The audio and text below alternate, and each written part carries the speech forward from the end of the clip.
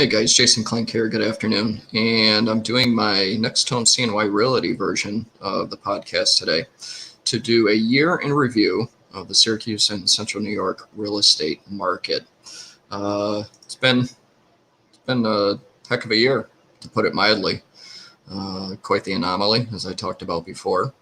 And real estate wise, was very, very busy, more than we expected it to, given the current environment and the opposing forces that are affecting everything from the real estate market to the financial market and so on. So I just wanted to do this year in review and give you some statistics, some data, and some projections for going into 2021 for anybody that is considering a real estate transaction going forward. So what I'm going to do is share my screen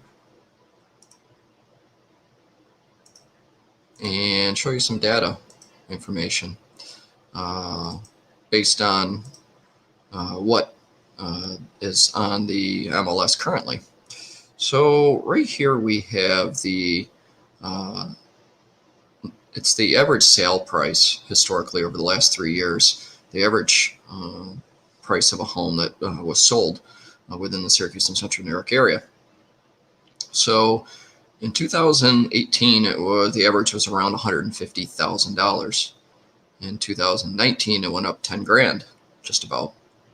And now in 2020, at the end of November, we're at $172,000 and some change. Appreciation values, according to this, went up 7.8%. I've seen some data indications that had it a little higher than that, but just in the last year, 7.8% increase in home prices from the previous years. So with that being said, the average, from what I've learned, is around 4 to 5% home appreciation prior to, I think, last year. So that's well ahead of the curve when it comes to home appreciation in Central New York. New listings. So new listings way down. And, we started the year in January, and it was a pretty active market even starting in January, and the weather wasn't all that great. Then we get to March, and then we hit the lockdown. Then we weren't sure what to do with real estate for 4, 6, 8 weeks. So that put everything to a screeching halt. So as you can see, new listings historically back 2 years ago was 9,200, and this past November it got down to 7,500. So that's very interesting. I'm going to switch this from a bar to a line graph just to see how. I think that gives us a little bit better data. So as you can see, we went November, December of 18, you're at 9,600 homes listed, to last year, you're at 9,200, and now we're down to 7,800. So it's why our home inventory is so drastically low. Let's look at homes for sale. Homes for sale dropped right off this year. So we are still well entrenched in a seller's market. Have been for a number of years, but this seller's market's been like nothing I've seen in the last 4 years of real estate. So closed sales, very, very low compared to previous years, as you can see on the graph. And days on the market, homes are selling on average. Let's see the average. So homes are selling, this says 30, so I don't think that's very accurate, because I believe, we went from 3, 4, 5, 6 days on the market for most homes that were for sale. And, now in this time of year, we're stretching out 7 to 10 days. But that's still, if you're going to sell your house, that's just an outstanding turnaround. So let's look at real estate this year. We started out the year, and in the spring, we had mortgage rates that were probably right in the mid 3s, 3.5%-ish, to today, with bond rates the way they are. Mortgage rates are now sub 3, and a lot of cases they're 2.5%, 2.6%, 2.7%, depending on your financial situation. It's a full percentage point lower than it was at the beginning of the year. And for home buyers, I mean, that's just outstanding. It just increases your ability to buy a home and the amount of home that you're able to buy. For sellers, you get well-qualified buyers that are have financial situations that are ideal for somebody that's going to purchase your home. We've seen multiple offer situations on most of the good and great homes that were listed for sale this year. You could walk into a home as a buyer, love it, and walk back out and it's already got 6 or 7 offers on it. You could be somebody that's selling your home and you put it on the market on a Thursday. You end up with well into the teens probably in showings for the weekend. And then by Monday, you're looking at 5, 10, 15, 20 offers sometimes. I've seen investment properties that were just in bad need of repair that we're getting 12 and 13 offers from investors on. It's just there's not a lot of homes to buy. Even the investors that go in and turn them around or flip them or whatever the business they might be in as far as a real estate investment business, and they're not able to find homes to buy. There's quite a few buyers out there that had to manage through all of these muddied waters as far as the amount of buyers. And if you had one of the government insured mortgage pre-approvals, government insured meaning FHA, VA, USDA, you had to try to figure out a way to compete against conventional mortgage pre-approval. And the reason for that is, the bank appraisal and what the repairs that might come out of a bank appraisal is usually the deciding factor when it comes into the government insured versus conventional.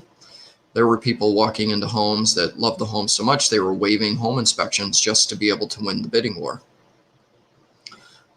These are all factors, and not that that's ever a great idea to waive your home inspection, especially if you're on a home that was built older than maybe the last 15 years, 10 or 15 years, because you by no means ever want, when you're making an investment on the biggest asset you're ever going to own, it's good to protect that investment, and that's where the home inspection comes in.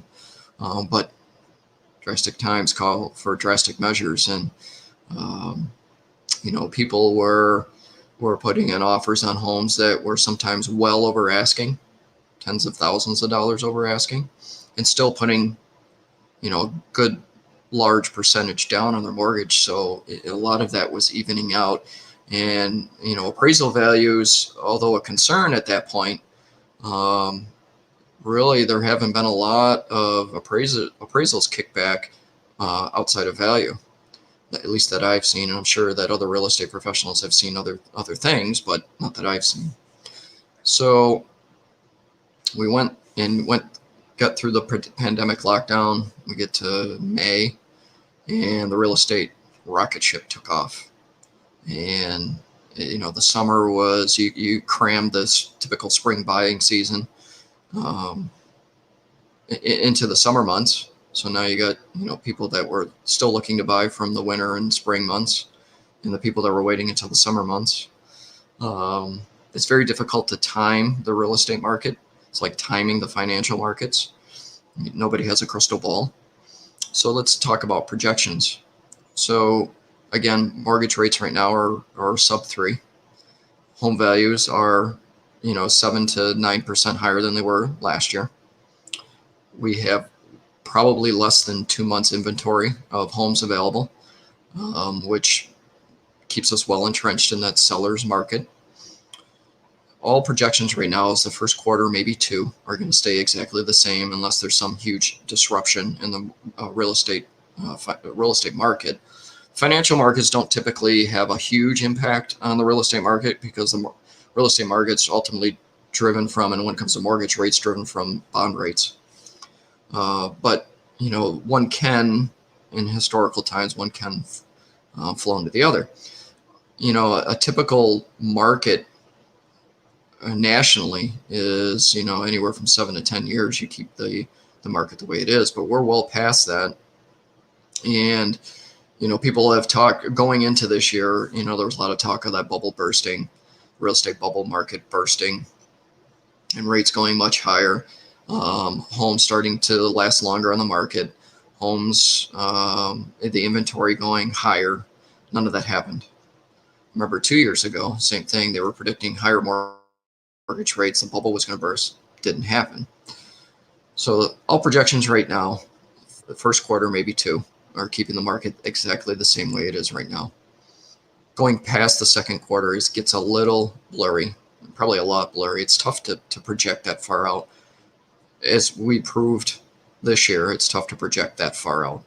So my advice to anybody looking to complete a real estate transaction in the next 6 months is to, if you're not working with a real estate professional, at least have conversations with one so you can get the information you need as far as when you're ready either to sell your home or buy a home. Because one thing to look at is, are homes staying on the market longer?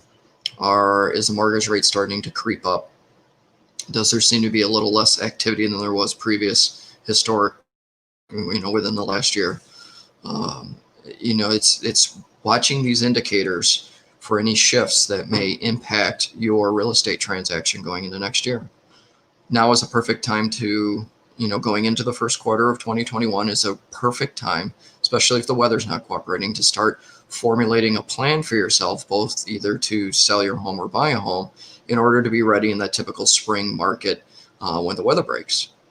So what I usually afford to anybody that wants to talk about a real estate transaction is either a buyer consultation or seller consultation, depending on your needs.